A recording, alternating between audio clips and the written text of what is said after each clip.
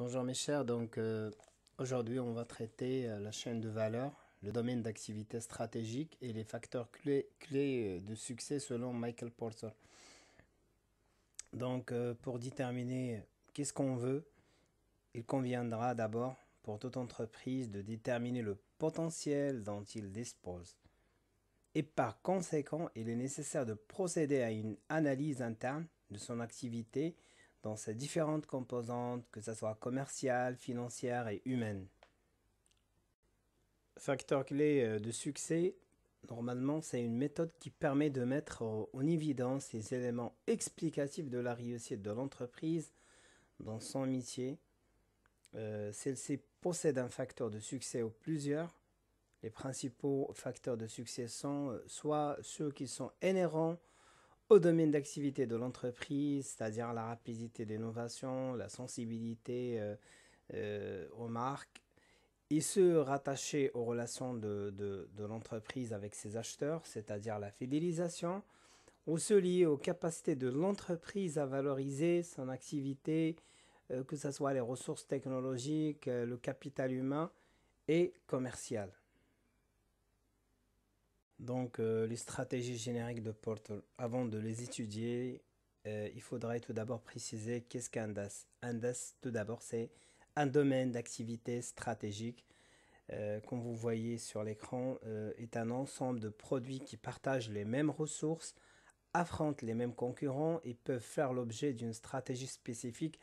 Les domaines d'activité stratégiques sont les divisions des activités de l'entreprise en segments homogènes, des activités appartenant à des domaines d'activité stratégiques distincts n'ont aucune synergie entre elles.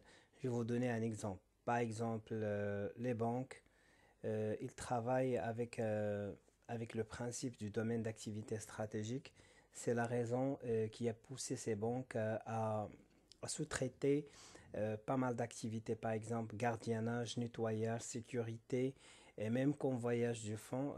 Dans le passé, c'était l'affaire de la banque. Mais la banque voulait se focaliser sur son domaine d'activité stratégique qui est la collecte des ressources et l'octroi des crédits.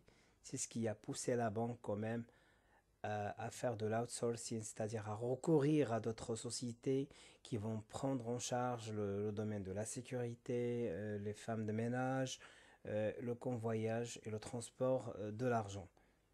Un avantage concurrentiel. Qu'est-ce qu'un avantage concurrentiel? Normalement, un avantage concurrentiel, c'est un atout qui doit être décisif, durable et défendable, que l'entreprise possède et que ses concurrents ne possèdent pas. C'est également, on parle d'avantage concurrentiel quand l'atout que possède l'entreprise est difficile à copier, d'accord?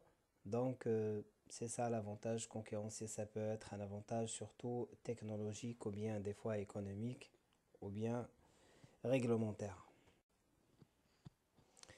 La chaîne de valeur de Michael Porter est un modèle qui aide à analyser les activités spécifiques par lesquelles les sociétés peuvent créer de la valeur et créer également un avantage concurrentiel.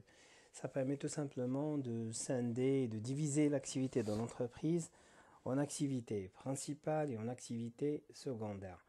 Michael Porter conseille le plus souvent d'adopter une stratégie de telle sorte à sous-traiter des activités qui ne sont pas créatrices de la valeur.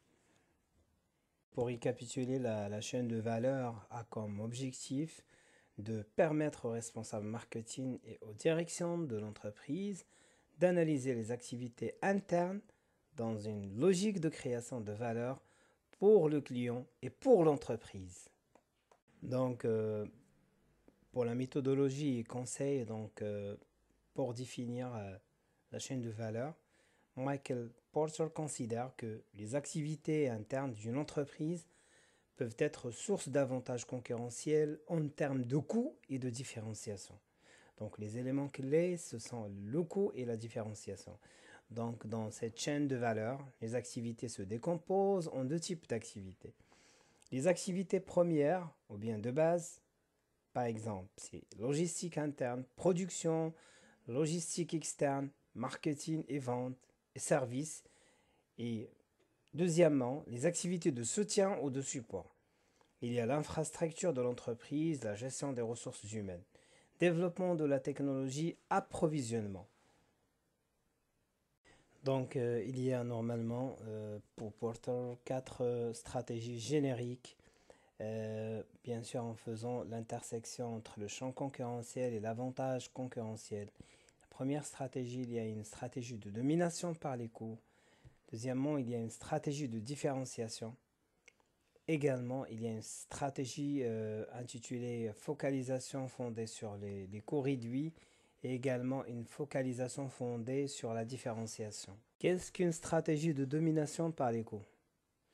Donc, normalement, une stratégie de domination par les coûts consiste à proposer une offre dont le coût est inférieur à celui des concurrents, ce qui permet de réduire les prix et donc d'accroître la part de marché de l'entreprise. Pour la stratégie de différenciation, donc il s'agit tout simplement de proposer une offre ayant des caractéristiques différentes de celles de la concurrence. Pour la dernière stratégie qui est une stratégie de focalisation ou bien une stratégie de niche.